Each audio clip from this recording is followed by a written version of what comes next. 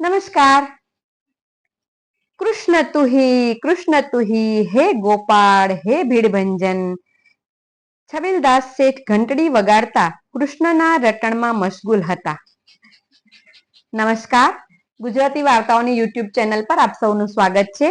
આજની વાર્તાનું શીર્ષક છે પ્રભુ જે કરે છે તે સારા માટે। લેખક છે પન્નાલાલ પટેલ અને પુસ્તકનું નામ છે પાનેતરના રંગ। અલગ અલગ ટૂંકી વાર્તાઓનું આ પુસ્તક છે, એમાંથી મને ગમતી વાર્તા આપ સૌ માટે રજૂ કરું છું। કૃષ્ણ તું હી હે ગોપાળ હે ભીડભંજન। છબીલદાસ શેઠ ઘંટડી વગાડતા વગાડતા કૃષ્ણના રટણમાં મશગુલ હતા। ત્યાં તો પાછળથી અવાજ આવ્યો, સાંભળો છો? તમે તમારે દરબારમાં હાથે ખાઈ લેજો ને હેતી ગોરાણીને બોલાવીને ખાવાનું ઢંકાવજો। છબીલ શેઠે ભગવાનના રટણને પડતું મેલી એક નિશ્વાસ નાખ્યો, ઘીનો દીવો કર્યો અને સેવાની ઓરડીમાંથી બહાર નીકળ્યા। એક ભારે શ્વાસ લેતા, અરર ભગવાન, તારા દરબારમાં એક સવાશેર માટેની એક ખોટ પડી, કહેતા કહેતા ખડકી બહાર નીકળ્યા અને સામે રહેતા ગોરાણીને હાંક મારી અને એ આવી એવો જવાબ મળતા પાછા ફર્યા। શું કામ પડ્યું છબીલ કાકા? હેતી ગોરાણીએ ખડકીમાં પ્રવેશતા પૂછ્યું। આ પેલું બધું ઢાંકી દ્યો, એ જ તે કામ છે। શેઠાણી પાટ પર બેઠા છે તે શેઠે અબોટિયું કાઢી ધોતિયું પહેરતા પહેરતા કહ્યું, જ્યારે હોય ત્યારે આમ કરો છો ને એ તો કાંઈ કોઈના હાથની વાત છે? બાજુમાં બેઠેલા શેઠના જુવાન પત્નીએ મોં ચડાવી બોલી નાખ્યું અને પછી રસોઈ ઢાંકતા ગોરાણીને કહ્યું, અરે ક્યાં બધું ઢાંકી દ્યો છો? હજુ તો એને ખાવાનું બાકી છે, એમ કહી ઉઠીને ઓરડામાં જઈ જમીન ઉપર લંબાવ્યું। છબીલ કાકા, તમે કપડાં કેમ બદલો છો?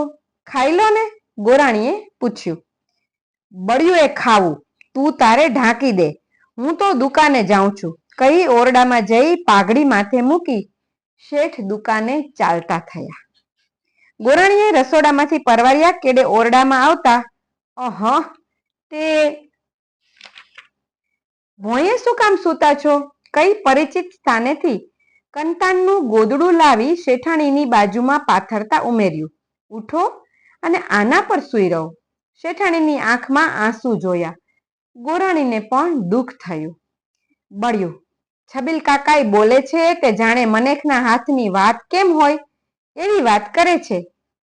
ગોરાણી, આ તો તમે આટલું જ સાંભળો, પણ આ 4 દનમાં તો એક એક એવું મેણું મારશે કે મારું ખાધું પીધું બધુંય બળી જાય, કઈ શેઠાણીએ એક ડૂસકું ખાધું। હોય બોન હોય, એ તો બોલે, એમ બધુંય કાન પર લાવીએ તો બળી બળી મરી જાય। ગોરાણીએ પાસે બેસતા કહ્યું, અરે આ તો તમે ઘરના જેવા છો તે મોટી બૂન ગણીને કહું છું, પણ તમે જ કહો, એમની ઉંમર જોતા ફરી લગ્ન કરવા જેવું હતું ને આ પણ ઘણી ભગવાનની સેવા પૂજા કરીએ, પણ એમ તે કાંઈ દેવ આભલામાંથી છોકરું દેવાનો હતો? આ કોઈને વાત કરીએ તો પાછી વાત થાય, પણ બળ્યું દુઃખ ક્યાંક તે દામ ક્યાંક। શેઠાણીએ માંડ માંડ શબ્દોને રુદનમાંથી જુદા પાડીને વાત કરી।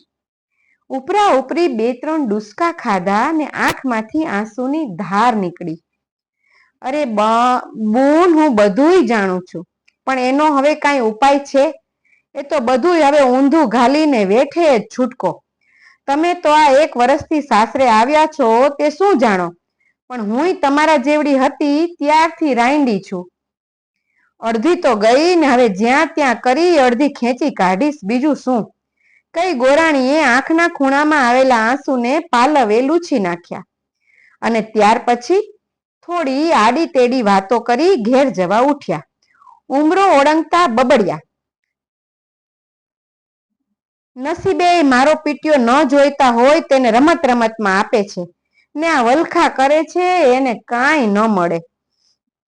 છબીલદાસ શેઠ આ 3જી વાર પરણ્યા હતા।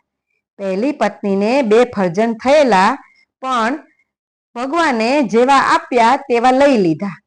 પાછળ પત્ની પણ મરણ પામી. ત્યાર કેડે ફરી 8-10 હજાર ખર્ચી પરણ્યા. પણ એ તે વિના ફરજંદે શેઠને બુઢાપામાં રઝળતા મૂકીને પરલોક ચાલતા થયા. ત્યાર પછી તેમણે મોં માગ્યા પૈસા આપવાની તૈયારી બતાવતા ચારે તરફ માગા મોકલ્યા, પણ કોઈ મા બાપ પોતાની છોકરીને રંડાપાના મોંમાં મૂકવા દેખીતી આંખે હિંમત ના કરી શક્યા. છેવટે શેઠે કાઠિયાવાડ તરફ નજર દોડાવી અને કોઈ વાઘરી પાસેથી મન માનતા પૈસા આપી મેના ખરીદી લાવે તેમ 1 વર્ષ પર હાલના શેઠાણીને પરણી લાવ્યા હતા. અને ત્યાર પછીથી શેઠ વારસદારની રાહ જોવા લાગ્યા. જેમ જેમ દિવસો જતા ગયા તેમ તેમ શેઠ અધીરા થવા લાગ્યા. ઘણી વાર તે એકલા બેઠા હોય ત્યારે વિચારની ધૂનમાં બબડી પણ પડતા, અરર ભગવાન, છેવટે આ હવેલી પર કાગડા જ ઉડવાના. અને પછી કલ્પનામાં પોતાની નનામીને જતી જોતા. કુટુંબીઓનું ટાંપી રહેલું ટોળું ગીધ જેમ મળદાને પીંખે તેમ તેમની મિલકતને પીંખતા ભાગલા પાડતા દેખાતા. ત્યારે તો તે અત્યંત અકળાઈ જઈ બબડી ઉઠતા, પણ આ બધું ભેગું કર્યું એ એમને માટે? એમને? ના ના, એ કદી નહીં બને. છેવટે મારું નહીં ચાલે તો મરતા મરતા દેવતાય મૂકતો જઈશ, પણ એમના હાથમાં તો એક વાલની વીંટીએ નહીં આવવા દઉં હો. શેઠાણી કે જેમનું નામ રેવંતિકા હતું, પણ શેઠના સગાવાલાની અણઘડ જીભને લોચા વાળતા જોઈ રાધા રાખેલું. તે મૂળ કાઠિયાવાડની હતી. મોસાળ જવાની વાતથી લોભાઈ પિતા સાથે ઘરેથી નીકળેલી, પણ કોઈ અજાણ્યા દેશમાં લાવી દમ દાટીથી છબીલ શેઠ સાથે ફેરા ફેરવી રાતો રાત પિતા 10,000 રૂપિયા સાથે ગુણા ભણી ભાગી ગયેલા. રાધાએ રડી કકડી જલતા જીગરના પ્રલાપો વેરી પિતાને તથા દેવોને વિનવ્યા, પણ ન તો પથ્થરહૈયાનો પિતા માન્યો કે ન પથ્થર બની બેઠેલા દેવ આડે આવ્યા. આખરે સમયના વેણ સાથે આંસુ પણ ખૂટ્યા. સાથે સાથે છબીલ શેઠે હરવા ફરવાની અને ખાવા વાપરવાની દીધેલી છૂટછાટથી પણ જરા ઠીક લાગ્યું. અને આખરે માતા પિતાના બનાવટી પ્રેમની વાઘા બાળી આસ્તે આસ્તે પોતાના જીવનમાં જીવ વળગાડવા લાગી. ગામના ઘણા લોકોને રાધાનું પાતળું સોટા જેવું નારંગી રંગનું બદન, ગુલાબી મોને શોભાવતું અણિયાનું નાક અને આંખોના તળિયામાં જય કરેલો પેલો મદ વગેરે જોઈને દયા આવતી. ઘણા કહેતા, આ છબીલ શેઠનું કદી ભલું નહીં થાય.